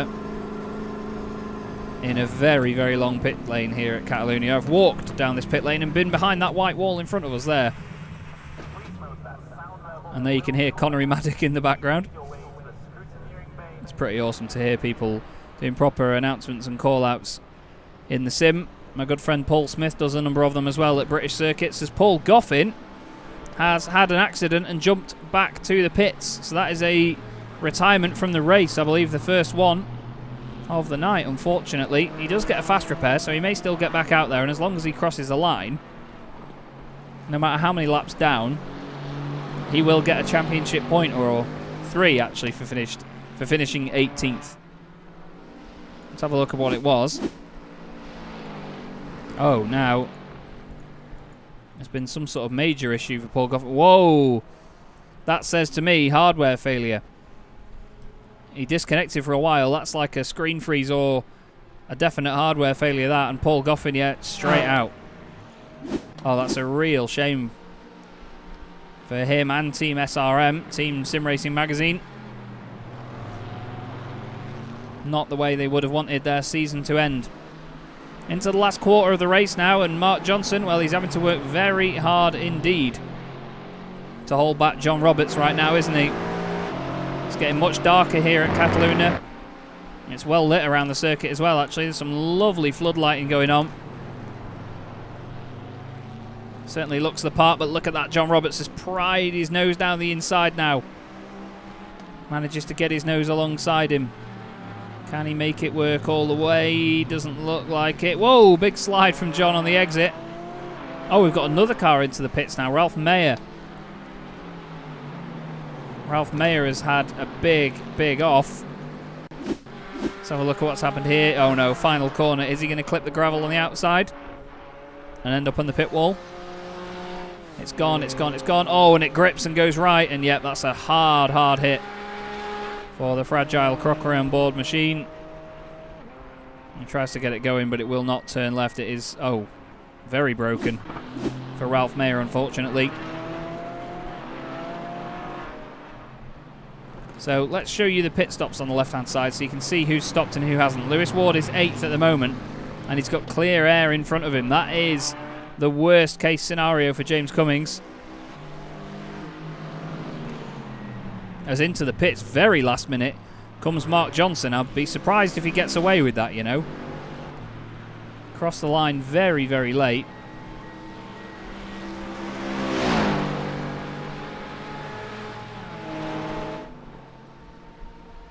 John Roberts carries on though. Now he's going to have a bit of fresh air in front of him, so can he do anything to overcome the fact that Mark has been in the pits earlier? Ed May is into the pits as well. He's now back on his way out. 17.08 seconds. That is over 2 seconds longer than Lewis Ward was stationary for.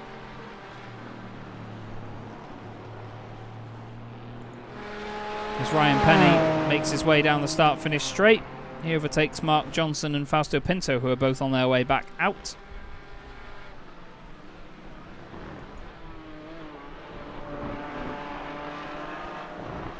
Stephen Haley's having a good run, isn't he? Second place at the moment, hoping to hold on to at least a podium spot in this race. He's got to compete with Ed May, Lewis Ward and James Cummings for one of those. See whether he can hold it or not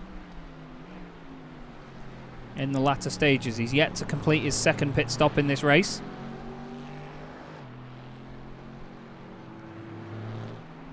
But he's got a lot of clean air around him as well. 10 seconds ahead to James Cummings.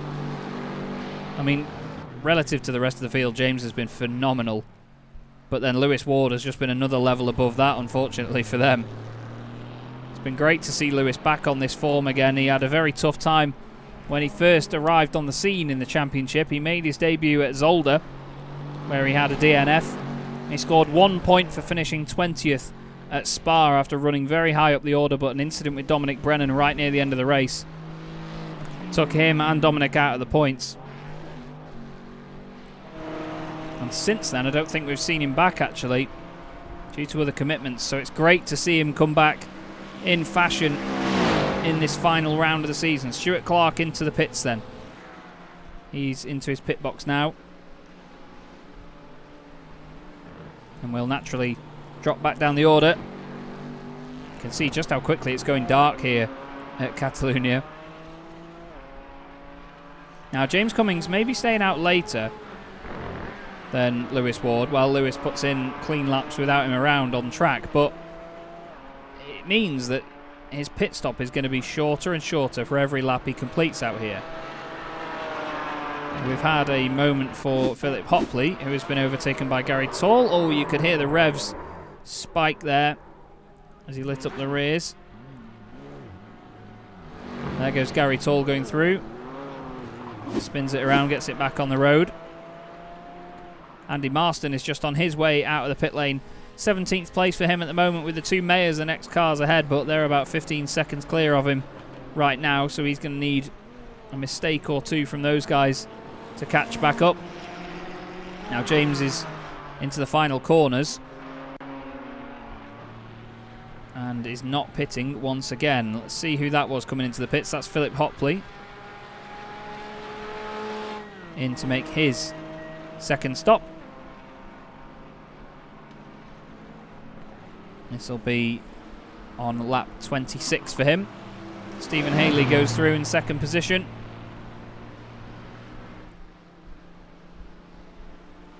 John Roberts currently running in 3rd place. A reminder again of pit stops, who stopped and when. Lewis Ward currently in 5th. The highest placed car that has stopped so far. Stephen Kershaw has just gone past Philip Hopley. And Gary Tall is up to 12th position. But his championship rival, Rob Sharp, well, he's 4th at the moment in this one. And that would mean that Rob will hold on to 5th place in the championship. That'll be a fantastic result after, like I say, only being in 13th as of a couple of race meetings ago. Rob has had a phenomenal championship turnaround. Just a good string of results has really helped him out. This is how they spread out so far on the circuit. Very spread out, as you see, between 1st and 2nd. James Cummings is here, the yellow dot on the map. And Stephen Haley is the next dot following him along.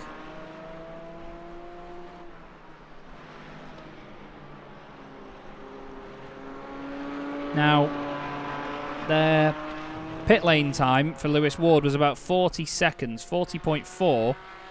The gap from Lewis to this man, James Cummings, is about 30. Obviously, James is still moving, so you don't completely lose 40 seconds. So I reckon he might just about do this. We'll have to see. As in, he might do this as in Lewis Ward, sorry. I didn't phrase that very well. Because Lewis is actually just coming into the final couple of corners. Let's see how short James' pit stop is. So he stopped in the box right now. Watch the top right of the screen.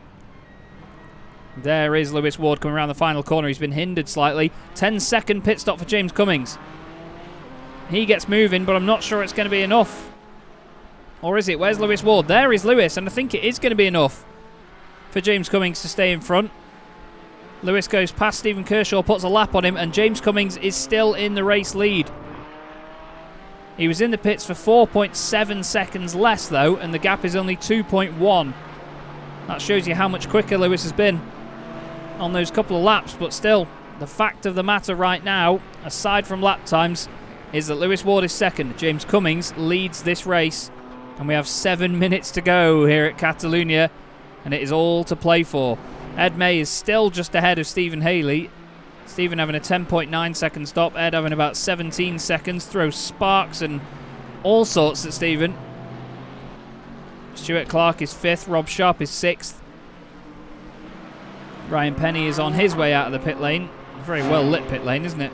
Fausto Pinto goes through. But Gary Tall is the next car back, and he's a long way down, unfortunately, for Gary, so he will not be challenging him anytime soon. There's Ed flinging it over the curbs. Again, this has been a good result for Ed, considering that he did one lap in qualifying. It didn't count, so he started from the very back of the grid. But even more impressive, no disrespect to Ed, has been Lewis Ward. Started from the pit lane while everybody else started the race normally with their usual rolling start.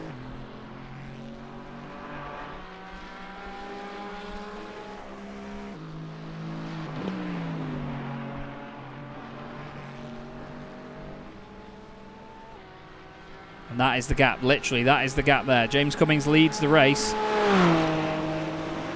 Lewis Ward is second. And it was 1.8 seconds across the line. Let's keep our eyes on how that develops and how that changes.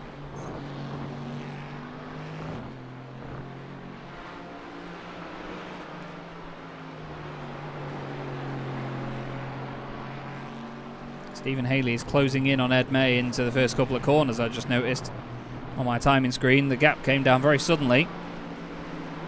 I think Stephen was just a little bit later on the brakes because due to the accordion effect it's then gone up again. Normally it's quite stable about that. It compensates for the fact that the cars close in on each other into corners. It's been a good drive by Stephen Haley though. In 4th position, he's on his way to 30 championship points, which will definitely help him out. He'll jump above a number of other drivers in the championship, notably his teammate Mattis Niger, Andy Hopley, Byron Crawford, and Paul Goffin as well.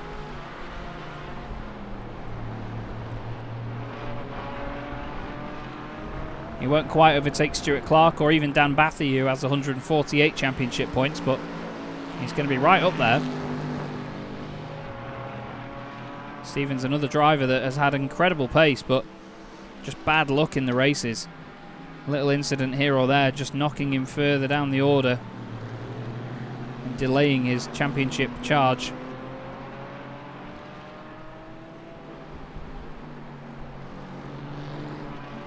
Here's your race leader, though. 4 minutes, or less than 4 minutes, of this race to go as they cross the line. The gap is now 1.4 seconds back to Lewis Ward. And I'm wondering whether Lewis will allow James to win this race, you know. I think there's two ways of going about this. He might not want to affect James's championship, but at the same time, if he wants to drill home the message of how quick he is by starting from the back of the field and making his way up to the front, would you not want to cap that off with a win? This is Oliver Carwadine, just going a little bit too hot into turn 5. As you've seen, that is a corner where it's very hard to recover when you get it wrong, isn't it? On board now with Lewis Ward. You can see the wonderful night lighting that we have here on iRacing. It looks fantastic here at Catalunya as well, out of all places. I think we've got this just right in terms of when the race starts and when the race ends. The drivers earlier on in the season really complimented the day to night cycle and asked that we try and fix it so that rather than selecting late afternoon and getting a sunset halfway through the race and then having the second half of the race complete pitch black darkness, if you check what the late afternoon setting will be and then choose specific time in the sim and then set it for an hour before late afternoon, then usually you get this sort of setting, because it means that it negates practice from taking a big chunk out of when the sun will set and when everything will start. But across the line now with what's going to be 2 laps left to go, James Cummings leads the race by only 0.7 of a second from Lewis Ward. The timing screen on the left may say 1.8 seconds, but that is not the case. That will update momentarily because it is less than 0.7. It is 0.4. I think James Cummings has made a bit of an error in the first couple of corners. He's got this lap and one more to defend from the Aston Martin. The Apex Racing Academy machine is certainly the quicker of the two. No disrespect meant to James at all, because he has been, like I said earlier, even in a league of his own against the other guys. I think it'd be a very popular victory either way, no matter who wins this race. Popular for Lewis Ward in the way that he came into the championship showing such amazing pace and just didn't get the chance to fully display it in the races where we had him during our tour of Belgium in the middle of the season. Whoa! James Cummings over the curb. I really hope that's not a slowdown penalty for him. But it would be a popular win for James Cummings in the way that he's been so fast all season and he's been right up there in the championship without winning a race. He's had a 2nd place at Hockenheim, a 3rd place at Daytona. He's been safest driver twice this season, once at Sebring, once at Zandvoort. And to cap off the season with a win would give him immense confidence going into season 2. If you weren't around earlier to hear it, yes, there will be a 2nd season of the Sim Racing Magazine GT4 Challenge. We're hoping to get it out before the end of the year. But what we need to focus on right now is this final lap of the championship. 10 seconds left on the clock, and that means that James Cummings needs to defend for his life over Lewis Ward in the Aston Martin. Lewis tucks right up behind him, moves to the left, uses that slipstream to his advantage. He's going to go around the outside into turn 1, which will then be the inside for turn 2. I think James has let him go. James has broken what seems like earlier, but he's then still got the car on the inside, but Lewis Ward is through. Lewis Ward takes the lead of the race onto the final lap. And surely now Lewis is going to try and disappear up the road with that.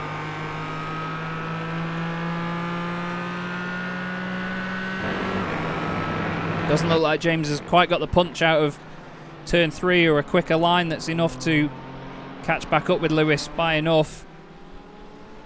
Towards turn 4 we go. Sorry, towards turn 5. We're already through turn 4. Down the hill. Another view of the gorgeous lighting as they make their way away from us. But it's looking very good right now for Lewis Ward. He qualified on pole, got a point for that. He then started from the pit lane to really show us what he can do. And it's been an incredible display by the Apex Racing Academy driver. Shows you there's definitely a reason why he wears that livery and why he is part of said academy. He's certainly a star. I've seen him race in touring cars before, but not so often in GT machinery. This has been an epic drive by Lewis, and he's only got a couple more corners to get the job done. Down the hill, through the right-hander. Keep it nice and tidy, onto the brakes, fling it into the right and round the final corner to take the last victory of the season. Put your hands together for Lewis Ward from the back of the grid. Last to first challenge complete. Amazing drive. James Cummings finishes the season with another second place. Plenty more championship points. That gives him third in the championship. Ed May finishes third in the race and second in the championship. A bottle of bubbly for both those guys. Stephen Haley crosses the line fourth. Good result for him. And Stuart Clark, after dropping down so much earlier, manages to climb back up for a top 5 in 5th place. And speaking of 5th place, with 6th in the race, Rob Sharp will complete the top 5 in the championship. He finishes just ahead of John Roberts. Mark Johnson is going to cross the line to finish in 8th position. He's going to be the next one through. And then Oliver Carwadine will cross the line in 9th place in his McLaren. Really showing us just how dark it is here at Catalunya now, almost pitch black. And just behind him as well, nope, that's Heinz Mayer that's just behind him. This man, Fausto Pinto, is going to round out the season with a top 10. He's going to get a top 10 finish. That music's a little bit too loud, Chaz. But what an amazing drive that was by Lewis Ward, your eventual race winner. Hats off as well to James Cummings, who finished that one in second, car 2, P2. But an awesome battle right near the end there as we completed it. And hopefully we get plenty more of that again in Season 2. What great fun that was.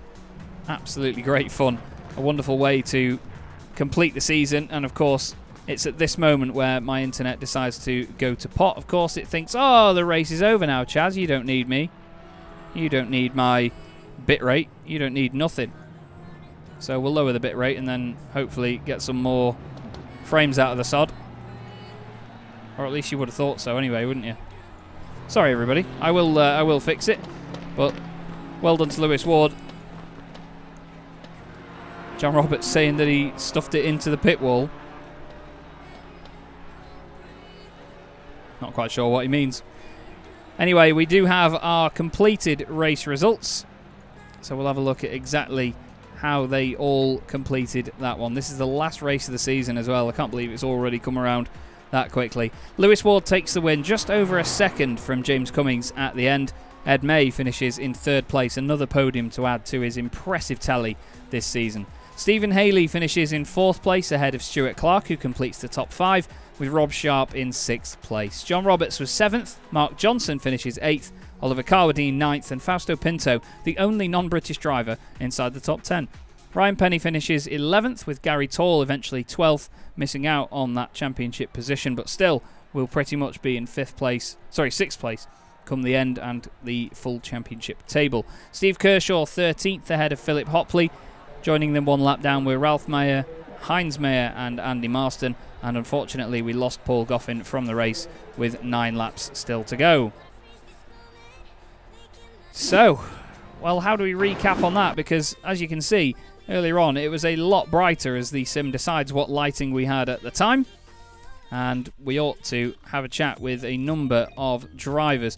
I'm really sorry about the connection issue, by the way. I'm not really sure what's causing it, to be honest with you, as it's flickering in and out quite a lot by the look of it. So we will we'll push on and try to get to the end.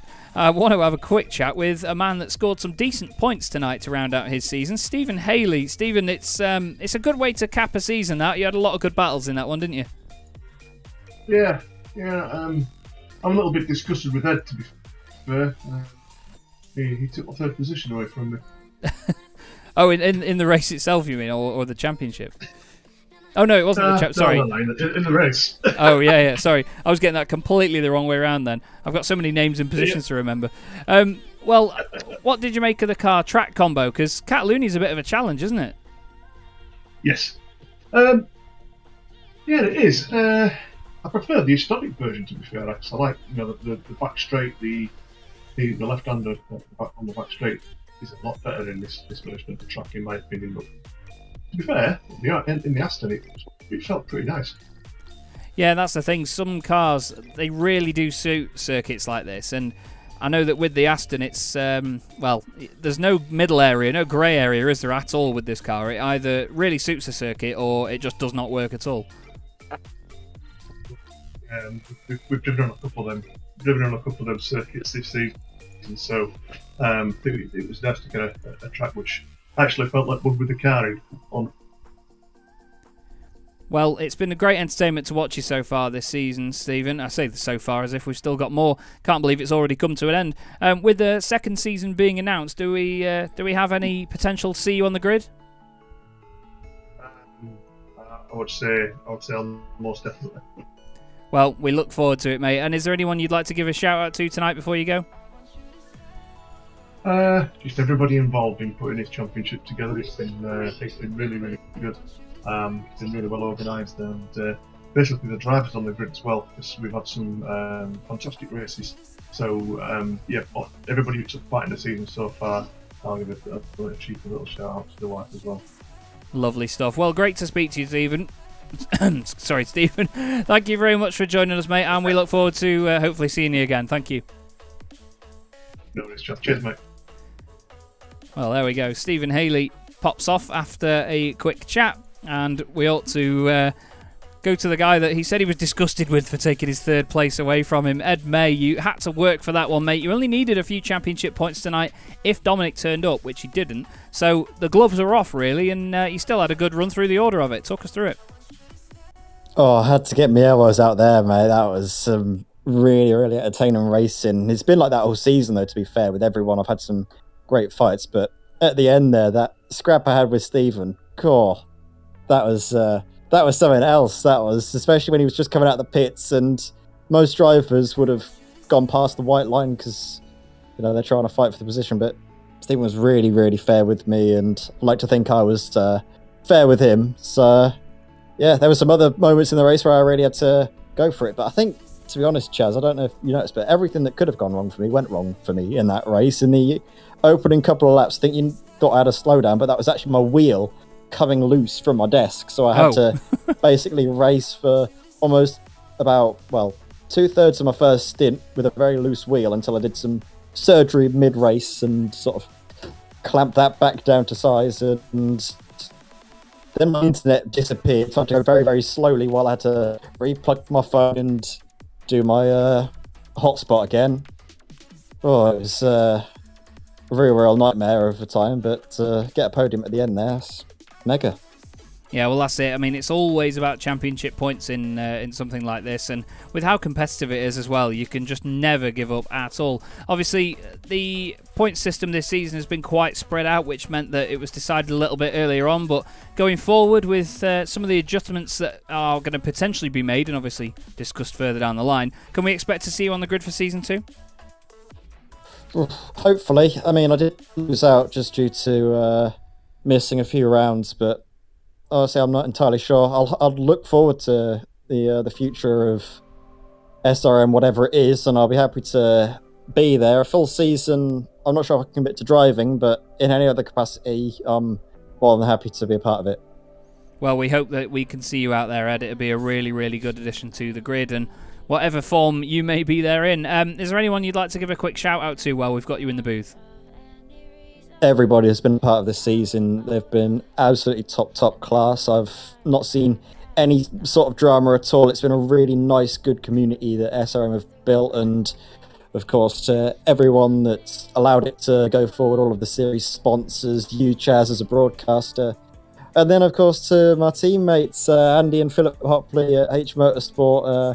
for bringing me in under their wing after the first round. It's been really, really good fun. Of course, Hope and Homes for Children, charity that sponsors our team entrant. If you can donate any sort of money to them, it's greatly appreciated. Lovely, absolutely lovely, Ed. Well, thank you for the kind words, mate, and of course, well done for your second place in the championship. Very impressive result, and hopefully we'll see you on our screens or even behind the screens in terms of commentating again very, very soon. Thanks very much, mate. No problem. Well, there we go, and unfortunately that is all we have in the interview room this evening. We have Ed May and Stephen Haley, but Lewis Ward takes a phenomenal victory to round out the championship, and what a championship it has been. Simon Povey takes the title, Tall and Taller Motorsport take the team's championship, and it has been an amazing 12 rounds with plenty of entertainment, great camaraderie, and one hell of a community behind it as well. I really hope you've all enjoyed watching it as well. It's been great fun to broadcast it, and of course it's been awesome to have you along with us for the full thing. Now, don't forget, there will be a second championship coming very, very soon, so keep your eye out for that across all social media channels of Chaz Draycott Media, and even potentially on YouTube as well. Or, of course, you can look at chazdraycott.com, and if you do want to, you can join us in the Sim Racing Magazine GT4 Discord channel. So make sure you do that and keep up to date with any potential news in the future. For now though, everybody, I've been Chaz Draycott. This has been the Sim Racing Magazine GT4 Challenge. Thank you very much for watching, and we hope to see you again very, very soon.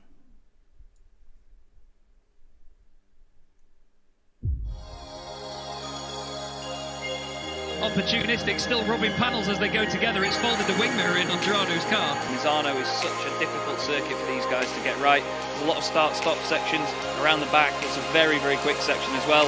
It's a fantastic start from the 23. They're 4 wide there by the look of it.